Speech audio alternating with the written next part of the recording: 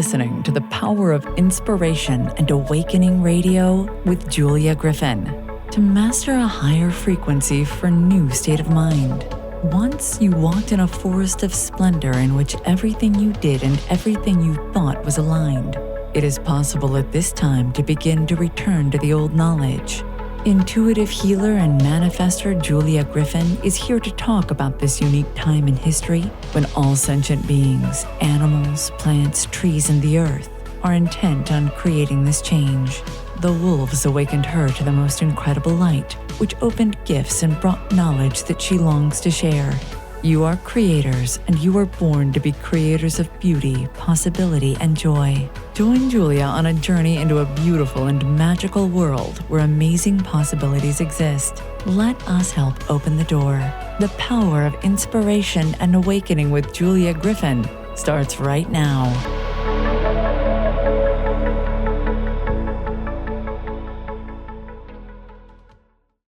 Hello, everyone. I'm Julia Griffin, and you're listening to The Power of Inspiration and Awakening on Transformation Talk Radio. Stay with us for the next hour and let us help you experience a higher vibration and a new state of mind. For those of you who are not familiar with me, I awakened with wolves. When I met a wolf, it talked to me just as we're talking now, and they taught me to read the energy of the heart. And as a result, I can intuitively hear plants, animals, and people. I became an intuitive healer and a writer as a result. And you can find me at One True Self, ONE, trueself.com. So let me tell you about our guest today. I'm honored to have Barbara Hand Clow here. She's an internationally acclaimed astrologer, ceremonial teacher, author, and Mayan calendar researcher. Her numerous books include The Pleiadian Agenda, Awakening the Planetary Mind, The Mayan Code, and her recent fictional trilogy, Revelations of the Ruby Crystal, Revelations of the Aquarian Age, and Revelations from Source. Jerry Clow, her husband, is a registered craniosacral therapist and board-certified polarity practitioner. For more than 3 decades, Jerry, along with his partner, Barbara Hand Clow, have taught thousands of students worldwide how to navigate the 9 dimensions to live fuller, more conscious lives. Now, I'm going to go from this fuller, more conscious lives to tell you that Barbara has written an amazing book, not that all of her books are not amazing, but it's The Alchemy of 9 Dimensions. And it tells us how to get to a higher place, as well as explaining what many of the mysteries on Earth really mean, or that was my impression anyway.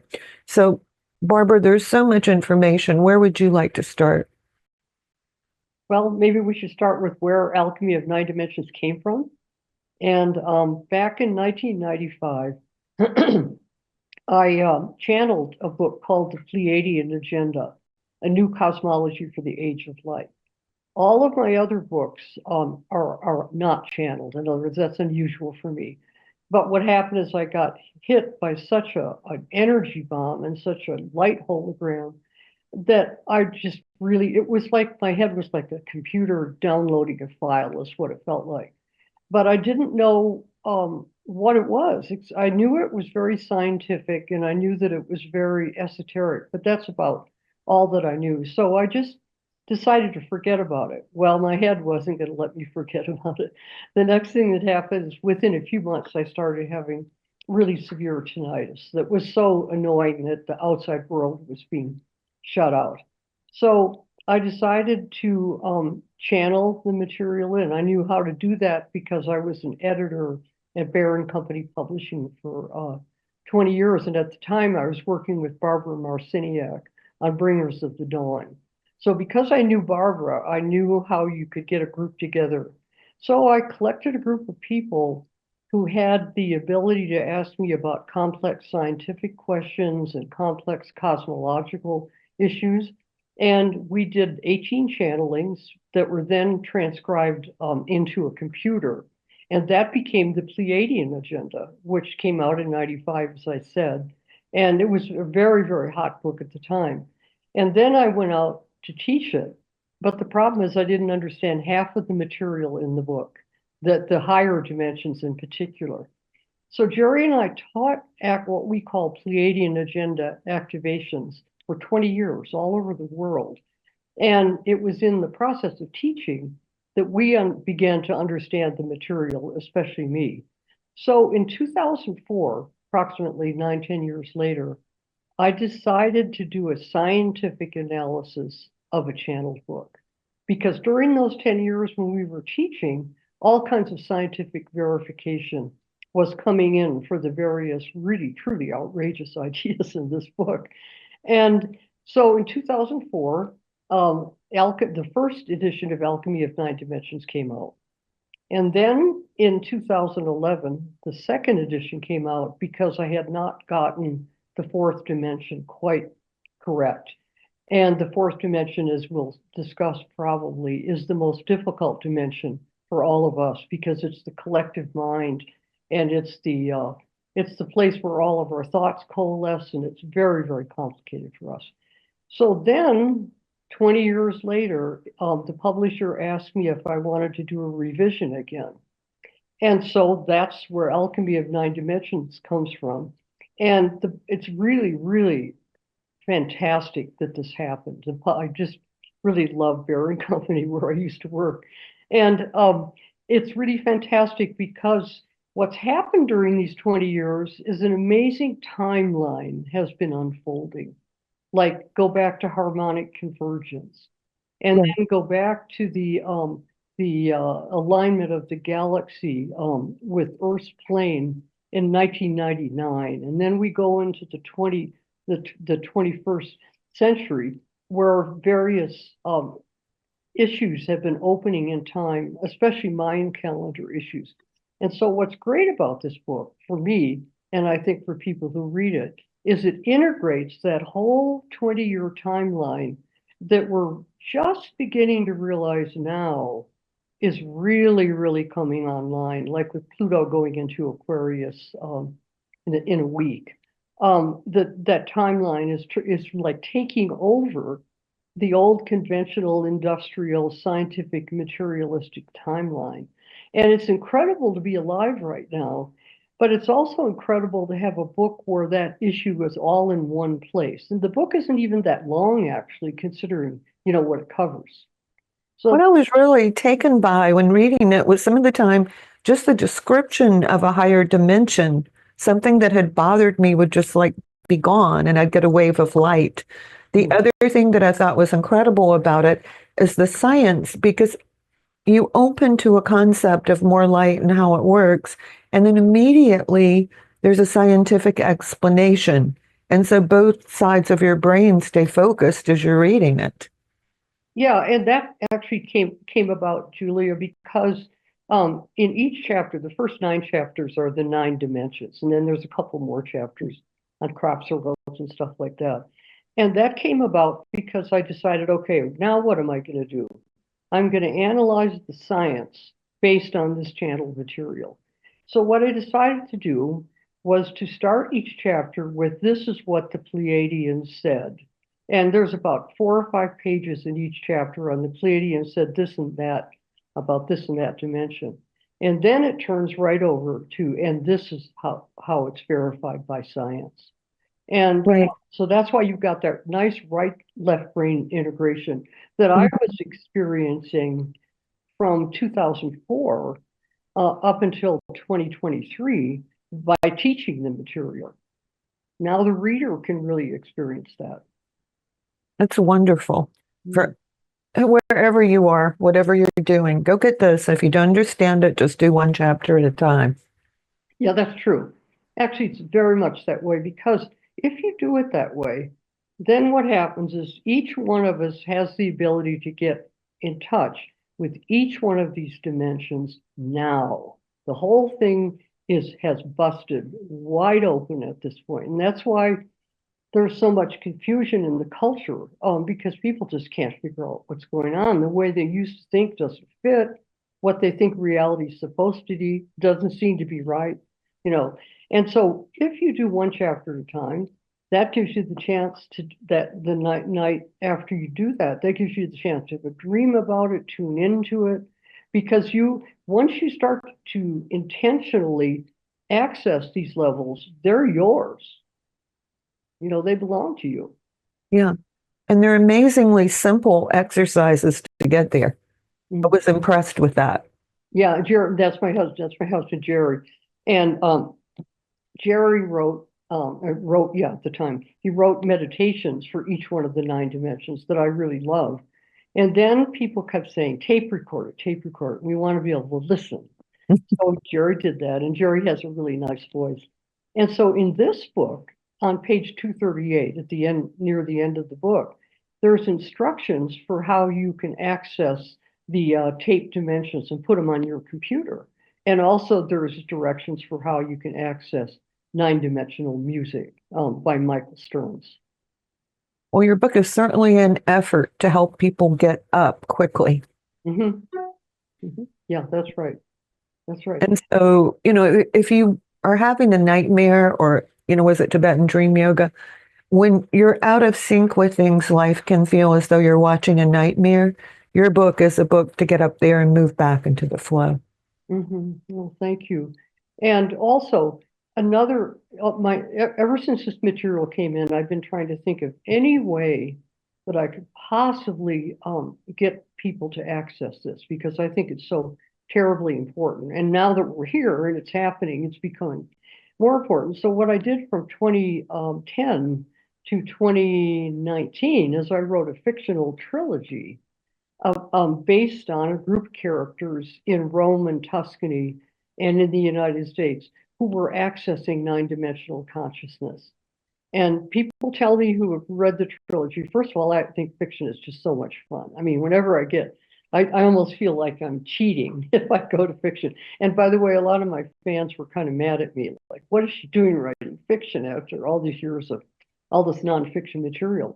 But if you read the trilogy, you can actually experience characters going through these levels and enjoy yourself,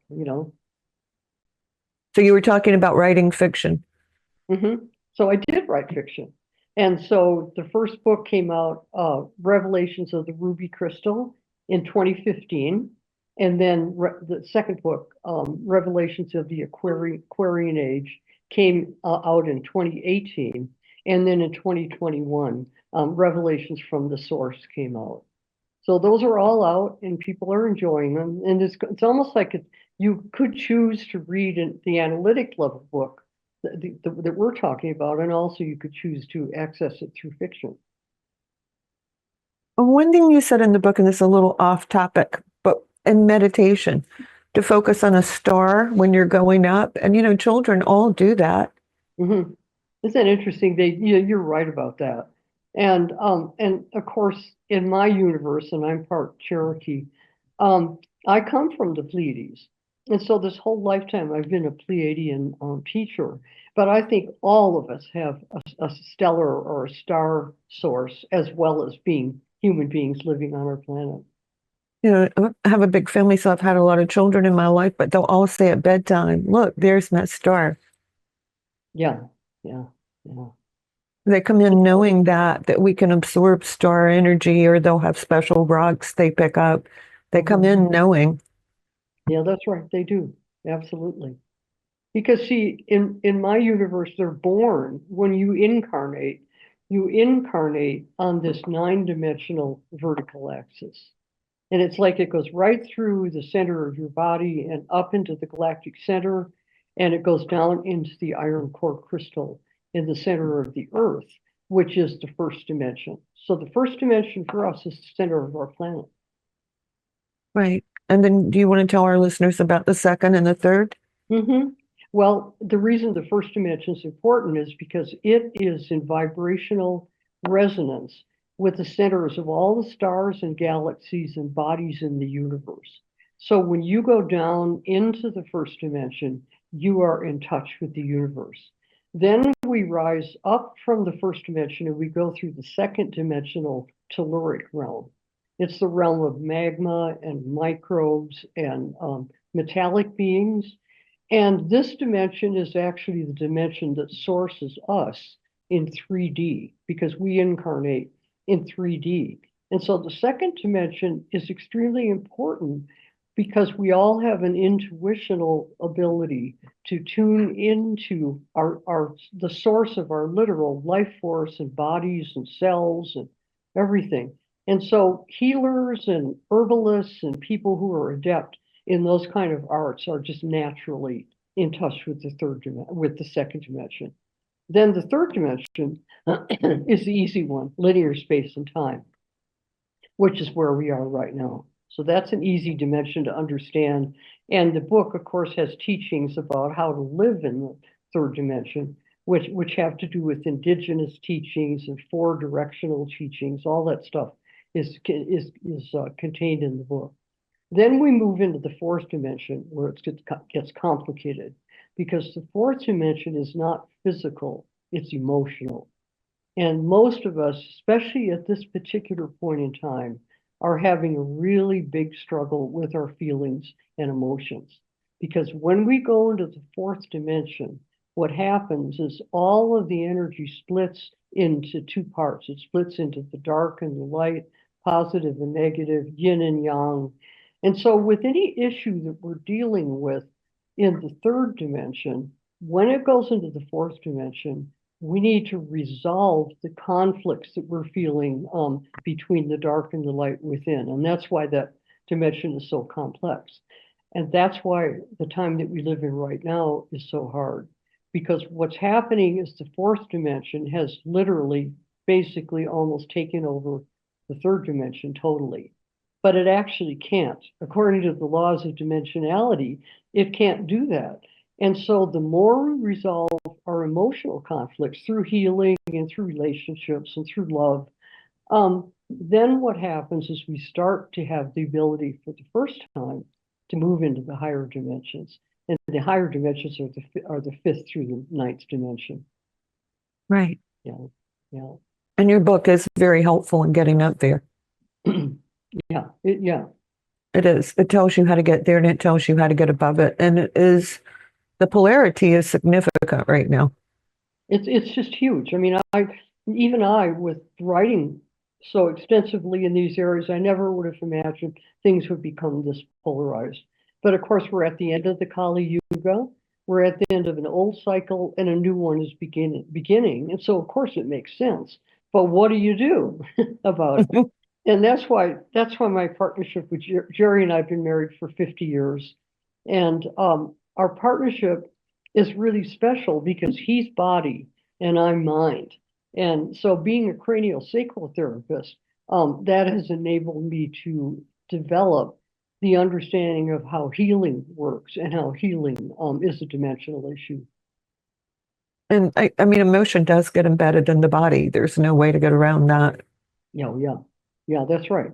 And then, of course, you learn, hopefully, with a lot of work on yourself, you learn that when something seems to be in your leg, it probably is. It's probably a place where somebody stabbed you Right. thousands of years ago, you know. So we start to learn that our body is filled with fields of energy that are also related to many past lives and many journeys in the universe. Right. And so it's a fascinating time from that perspective, if you can keep working with your emotions. I would also say emotions feel stronger. I catch myself in it all the time, and emotions can set forth a whole flow of thoughts that are not useful. Mm-hmm. Yeah, for me, the last 6 months, maybe 8 months or something like that, I don't know if it's the effect of elections or what it is, but it seems like one day is wonderful and the next day is awful, and then it's wonderful and then it's awful. And I'm hoping this is going to end pretty soon because I'd rather just, and of course, there's lots of teachings about how to stay in 3D because the reason you feel that way, up and down like that, is actually because you're getting tossed around in the chaos of the fourth dimension. You're being assaulted by the conflicts and the pain that are unfolding on this planet. For instance, the Palestinian situation, genocide, as far as I'm concerned, has been so painful for the last 6, 8, 9 months. I've hardly been able to bear it at all. And I think that's what's putting me, up and down and up and down. And then what happens is then we open our heart more. The only way out of that problem is to consciously open your heart. And so more and more people are doing that and realizing it. And then, of course, the fifth dimension is opening. Right. And then we have heart thoughts. Mm-hmm. Yeah. Yeah. And I also think too, right before a big change, even if it's your personal life, the polarity seems extreme. And then it's like whatever it is starts to come in and you shift into that higher level. Yeah, it's true because when you do resolve a polarity, you go to center. And then when you go to center, you go back to that higher state. And then the heart opens naturally and opens more and more. And I took the results of this election as being a sign. This is not about being pro Trump or pro anything at all. But I saw the shift at this election is actually connected to how many people have been going into their heart about the people suffering in Palestine and also in the Ukraine.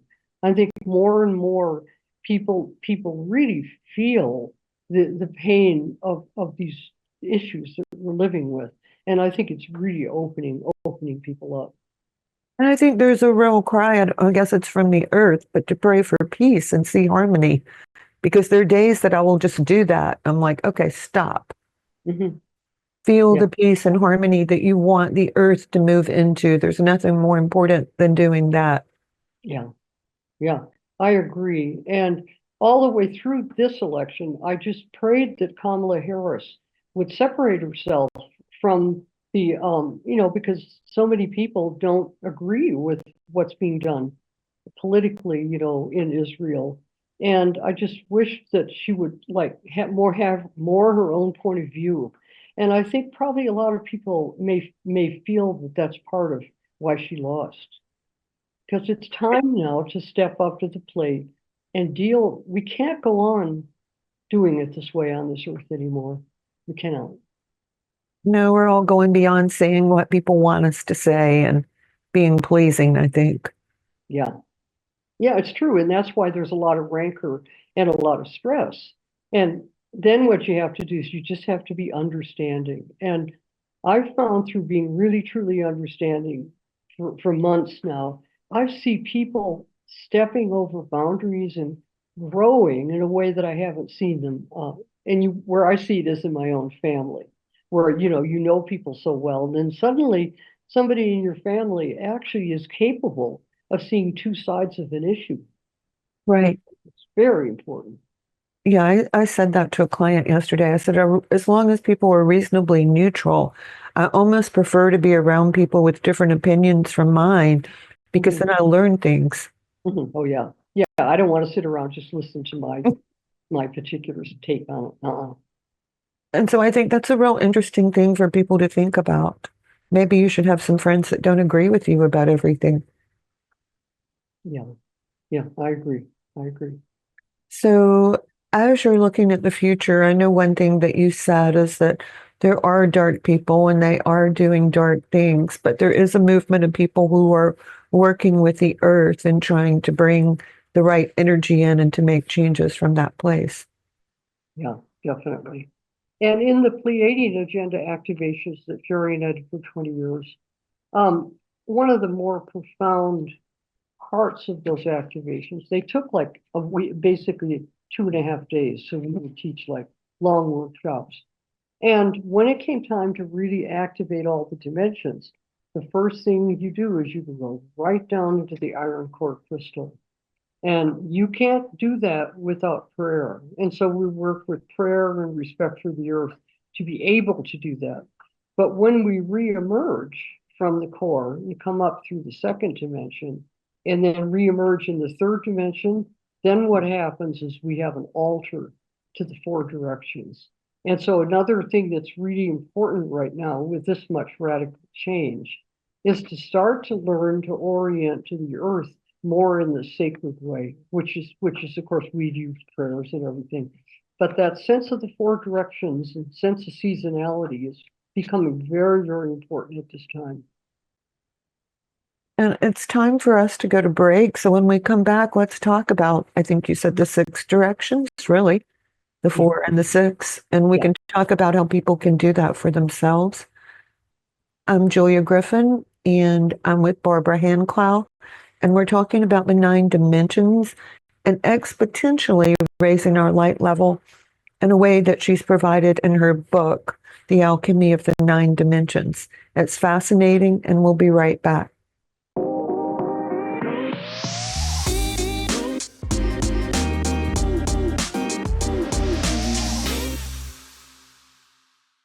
Hello, everyone. I'm Julia Griffin, and I'm so happy you're here with me today.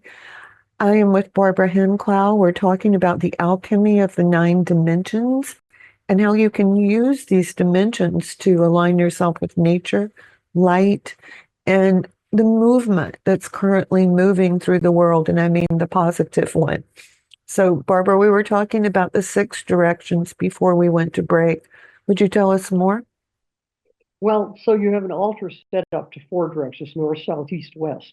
But then when you work with an altar like that, what happens is you also go into the sky realm and also into the lower earth realm. And then actually there's really 7 directions because then you go into the heart.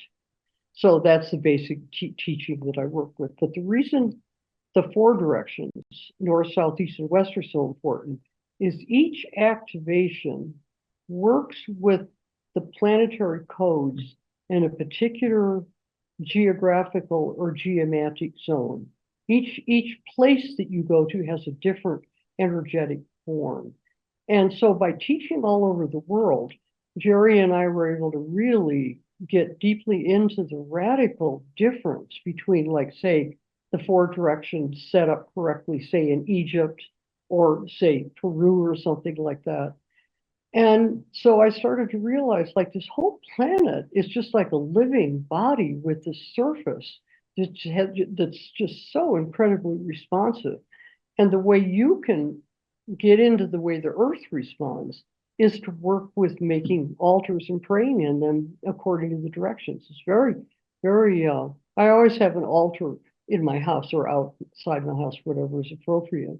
Because immediately, if I get uncentered or off kilter, I can go sit in the altar and tune into the 4 directions and then into above and below and my heart, and I'm there. So, for people who are unfamiliar, could you just give us a few words about each of the 4 directions? Yeah, when you're working intentionally with the East, what's happening is you're opening up the spirit realm and you're opening up great guides and teachers who will come through to you from the East and offer enlightenment. And then when you're working with the West, you're working with the forces that tear things up in time and reformulate them. So the West is the direction that creates a lot of chaos. And like if you do create an altar, you can like use a crystal or an animal or whatever that you think like represents the East or represents the West. And then if we go to the South, we go to the direction that accesses the source, the sense of mother, the sense of nesting, and the sense of being protected. And so often that's a very powerful dimension, especially for women. And then if we move to the north, we move to the place where really major guides that affect this planet come in. Very powerful teachers that are known in spiritual traditions and known in history. And so you very quickly, people, I find most people just pick it up just like that because you can feel it. And the earth wants us to do it. Yeah. Yeah, the earth does want us to do it. And speaking of that, Julia, something absolutely incredible happened as a result of writing this book. Okay, let's go. The first edition was 2004. Second one was 2011. Well, what was I going to do in 2023 that was going to be all that different besides straightening out the timeline more? You know, the usual stuff when a book is 15 years later, there's things that need to be fixed a little bit. So what I decided to do is I decided to take advantage of this 20th century, 20th anniversary edition of Alchemy to look into things that have been occurring in science and archaeology and all that that verify my own book. So the first thing I covered at the end of the introduction, I just left the introduction, which explains how to work with 9 dimensions. I left it as it is, and then all I had to do was add to it. So at the end of my introduction, I covered, first of all, the Blue Brain Project. And the Blue Brain Project is a computer project that's going on in Switzerland with a group of topologists. Now, topologists are very high-dimensional mathematicians, and nobody needs to know what topology is. Some people call it rubber geometry because it's the mathematics for curved spaces. But these scientists decided that they would map the frequencies in the human brain with topological mathematics. And they worked on it for like 20 years. And the computer, I haven't seen it, but apparently it's just absolutely gigantic. And they mapped the brain and discovered that there was a different topological geometry form in 9 to 11 dimensions. And so the Blue Brain Project, as of 2015, has proven that our brains function according to the system that I wrote about in this book. So that's one part of it. But the most astonishing thing for me was when I ran into the material that I covered in the book on the archaeological finds in Romania in the Carpathian Mountains. And this is a series of 7 books written by a Romanian scientist and psychic named Radu Cinemar, and published by Peter Moon. And Peter Moon is the guy who wrote the books on the Montauk Project, and Right. one I'm who familiar. covered the Philadelphia experiment. Yeah. And so fortunately for us in America, Peter took the responsibility to get all of those 7 books in Romanian language translated, which was no mean feat. And so I decided to really study those books to see if I could find information about how they might relate to the 9-dimensional teachings. And lo and behold, they definitely do. And by the way, these findings under Romania are a series of rooms, stone rooms, and tunnels. And the rooms are under Romania in the Carpathian Mountains.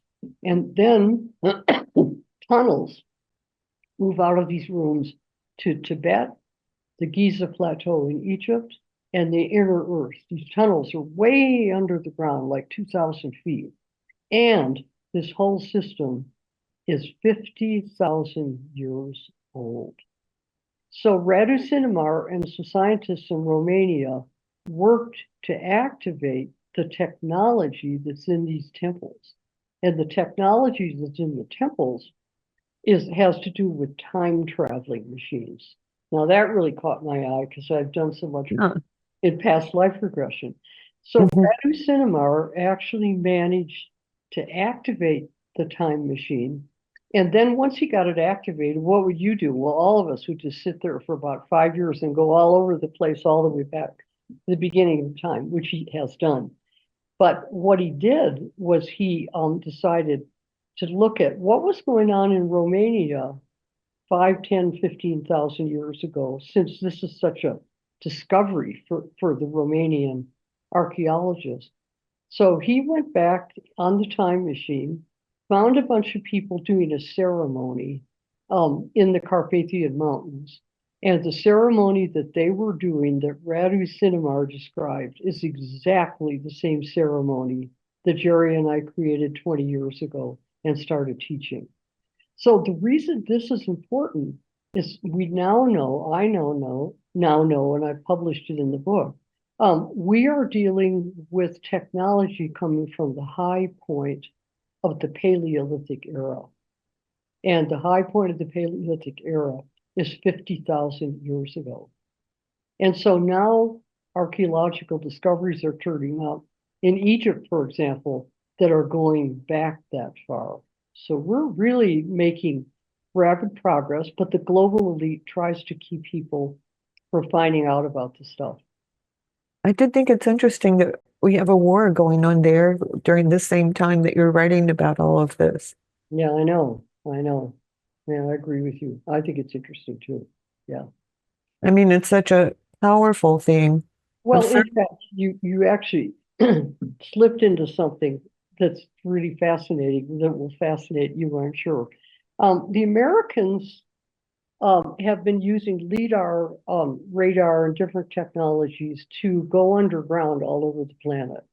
And so once they developed it, one of the places that they were the most interested in was Iraq. And so they used this radar LIDAR technology to go underground in Iraq and discovered rooms and tunnels that were the same technology that they knew existed in Romania. And so there's another whole level in these books by Radu Cinema is that the intelligence services and the global elite are very deeply involved in what might be going on with this ancient technology. So, haven't you ever wondered about that weird interlude with George Bush and the weapons of mass destruction? Yes. Hasn't everybody wondered about that? Well, guess what? I think that the Americans were looking for the tunnels and the the activation rooms, and I think they used that as a cover to get into Iraq, which of course has had devastating consequences for our country. The reason that we're dealing with so much warfare now is because of the invasion of Iraq and then Afghanistan and so on and so forth. And it's got to stop. It has to stop. You know, I call our age the age of rubble. When I see those shots of, Lebanon and Syria and I cannot believe in a world where people claim that they're concerned about ecology and protection of resources. I cannot believe that people are doing this. I know. Or the Yeah. way that they enslave the elementals for that matter. Mhm. Mhm. There are days I can hear them screaming, and it's really hard for me. Yes, it is very hard for me. I finally got beyond crying constantly every day for 9 months, about a month ago. And I don't know why I got beyond it. I've really gotten totally beyond it. And I think it's because enough people have sent enough love and enough care and enough concern so that we can stop crying and do something about it. Right. Even if that's just holding a positive thought or learning what to do with your emotions, it's still pretty big. That's part of it. 90% of it. There'd be a lot less wars on this planet if people stopped fighting each other. Right. And, for everyone who thinks for everyone who's on the path of light, I'm going to rephrase that. An alchemy mastery comes from mastering the emotions. That's the biggest test. Yeah. Yeah. And try it. It's really hard not to feel any irritation for a whole day. Yeah, that's true. Yeah, and then as you go through those stages, you do get to the point, finally, it takes a long time, where the minute you're a little bit off, you just stop and go deep inside and shift it immediately. Yeah, and for the people who can, if you can go behind the heart, that's a really safe place to be. Mhm, mhm. A space behind the heart. Oh, yeah, yeah. That's Which I true. know you were writing from that a lot of the time because I could feel it. Yeah. Well, the Pleiadians are the keepers. Each one of these dimensions has an esoteric keeper. Like the iron core crystal keeps the center of our planet. The second dimension is kept by the elementals. And then the third dimensional keepers, who do you think they are? It's us. We're Well, we doing can do a better really job. job, right? And then the fourth dimensional keepers, according to the Pleiadians, are the Anunnaki, as discussed by Zachariah Sitchin. Then the fifth dimension now we go into stellar keepers. Fifth dimensional keepers are the Pleiadians. So they are the keepers of the heart. And then the sixth dimensional keepers are the Sirians of the Sirius star system, which I believe, by the way, that the Sirius star system, is in it, there's a binary sun to our sun. In other words, I believe our system is a binary system. I can feel that. Yeah, and so the Syrians as the keepers of geometry and the sixth dimension have a profound influence on our planet in the third dimension. And so the book has all kinds of information about how to use the sixth dimension to stay in perfect form in the third dimension, which is where we are. And so all these teachings like yoga, Tai Chi, sacred dance, all the different teachings that work with the geometry of the sixth dimension keep us healthy and especially keep us in good geometrical physical form. Because the reason people age so badly is they go out of form eventually. Most people do. And then the Andromeda galaxy is the keeper of the seventh dimension. And that's a whole complex data bank. And then the keeper of the eighth dimension is like, if you want to call it God, spirit, the divine beingness that creates the whole universe. And the keeper of the seventh dimension is our galactic center. It's such a beautiful thing. Yeah, it is beautiful. When that came in, because as you know, I just channeled it in 1995, and that I kept the information exactly as it came in.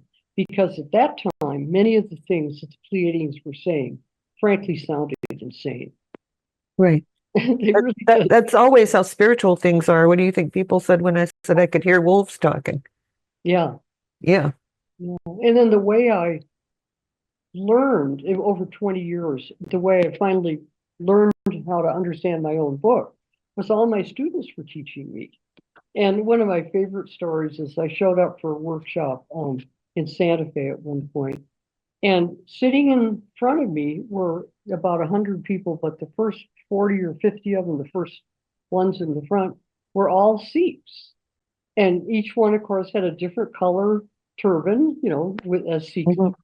Mhm. And so I stood up there and I said, I hope you don't mind me asking, but why are you here? And one of them said, oh, I'll tell you why we're here. They said, you understand the lower dimensions and we don't. And we understand the higher dimensions. So I said, okay, I don't understand the higher dimensions, so you got to teach me. And that went on for 20 years with people Wow. teaching things about each one of the dimensions. Mm-hmm. Yeah. Yeah, you certainly have done a very in-depth and remarkable study. I have a feeling there's a lot more about the tunnels for us to learn, and some of it and it's not time. Yeah. Well, Yeah. I'll make another comment about that. When I channeled Pleiadian Agenda, it was from December 1994 until about April 1995. And this was the same time period when Edward Witten wrote his calculations for superstring theory. And so I think the next thing that's going to come about with time, with the background on this book, is I think that this book is actually a proof of superstring theory. And superstring theory, this is a basic theory of dimensionality in physics. And it's very, very important that physicists embrace superstring theory, because then that will allow us all to move out of being stuck in the first four dimensions. It's the access to the higher dimensions. So the global elite, as usual, keeps anything out of the way that might enable us to wake up. Yeah, I'm familiar with that. Aren't we all?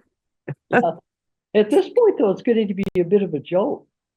I know. Because the cow's getting out of the barn. I know. It is sort of becoming a joke.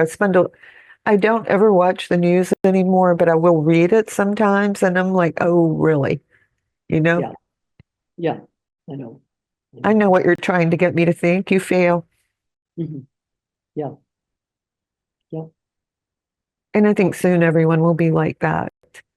I Because, think people are moving into that so fast. And then the media discredited themselves, the conventional media, to such a degree during this last election. And specifically, never mentioning Robert Kennedy once, even though he played a major role in this election. It was just embarrassing. I mean, I cannot believe you. And so now what's happening is they feel like they have to be forced to talk to him. So right. what we're doing with them, by the way, I do watch TV for a half an hour every day, regular news, because I watch the regular media to figure out the next program they're going to try to pull. And that's the only reason for watching. Right. I never watch it for any information, just to figure out what they're going to do next. And so what they're doing right now is they're interviewing Robert Kennedy, and then they're bringing in somebody from the health services or medical professions who just sit there and debunk him and debunk him and debunk him.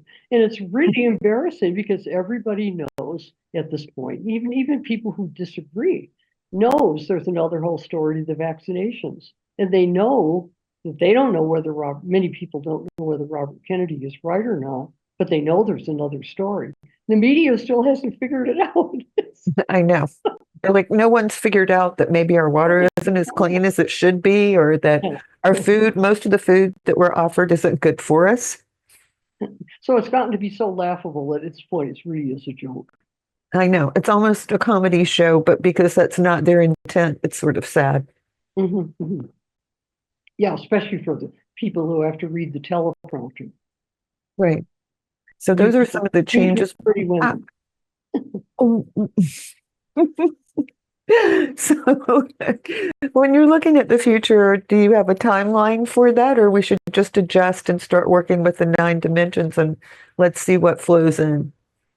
I think most people are moving in different directions way beyond what's going on at that level. That's basically fourth dimensional level. Just people are just naturally the first thing that happens that really changes things is people get bored. Right. You're right. And then the other thing that happens is then humor comes in pretty soon. Mm-hmm. And some of the cartoons that people are sending me about this last election are really, really hysterical. Because it's just a lot of things that you could really start to laugh, and that's a good sign. That was what I said too. We have to find things that we can laugh about. Mm-hmm. Yeah. But I do think you're right that people are bored. They're tired of having the same problems. And the most interesting thing that's around is more light. Besides, it makes you feel better in a hurry. Yeah. And there's not really anything else that does that right now. Yeah. Yeah. Yeah. Yeah. So for people who want to get started on your book, this is an interesting question. Where should their heart be when they start reading? Where should their heart be when they start reading? Mm-hmm. That's an interesting point because Jerry could have added a meditation at the very beginning. He didn't add anything up front about that. Because, of course, what you want to do is you want to go into a meditation and move into your heart. Of course. Right. Yeah. So people could say my heart is open to the possibility of different realities or a greater understanding of how the world really works. Mm-hmm, mm-hmm, yeah.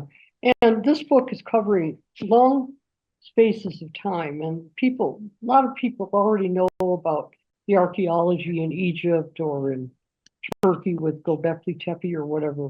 And so this book, all the way through it, threaded through it, is a sense of ancient times as well as current times. And most people will be fascinated to read a book like this just because people enjoy that. That was one of the reasons that I included so many ancient sacred cultures in this book. It made it so much more interesting to me, and it tied together so much mythology. Yeah, yeah. And people love mythology. Well, of course, it's And of course, the spiritual story of everything. That's right. And then some people are just completely locked up tight, and they're never going to read a book like this. But Right. what I see is I just see a shift in the numbers all the time. One wonderful thing you said is that much of our population has been traumatized by floods and cataclysm on the earth, and that energy is being taken away now. Yeah. Well, I don't think I said that energy was taken away. I said that when we heal ourselves emotionally, frequently what we're healing is we're healing traumas from the past. And I wrote another book back in 2001 that was titled Catastrophobia, which means fear of catastrophes. And then the publisher changed the title on that book, it's still in print, to Awakening the Planetary Mind. I really prefer the original title because what happened was we had a cataclysm on this planet that many people think of as the fall of Atlantis around 12,000 years ago. And so we went through a series of cataclysms around 12, 13,000 years ago. And then we went through a period of survivalism after that, like 9,000, 8,000, 7,000 BC. And so that book is really talking about how we became a multi-traumatized species and we're waking up now. So that's the shift. We're actually Right. waking up from, like a person who goes to get therapy for, sexual abuse or something when they were a child. And the reason we're having so many earth changes and the reason we're having so many weather changes and all of this has nothing to do with humans overusing carbon at all. That whole hypothesis is completely discredited at this point. What's going on at this point is as our species wakes up, we're also experiencing a series of cataclysms that actually remind us of the ancient past. And it's just part of the awakening process. And what I would say about that, Julia, is because, like, what do you do about that? Because after all, what's it like to be caught in a mudslide or a flood or a fire or whatever? And the only thing that I think that can help people after they get beyond just surviving and getting over the trauma of escaping or whatever they need is to start to tune into how the earth is expressing herself. The earth is really giving us many, many, many teachings about how much we have to let go of and how much we have to stop the control, because the earth is just going to respond more and more and more until we go back into harmonic balance. So this particular aspect of the shift that we're in right now is terribly hard.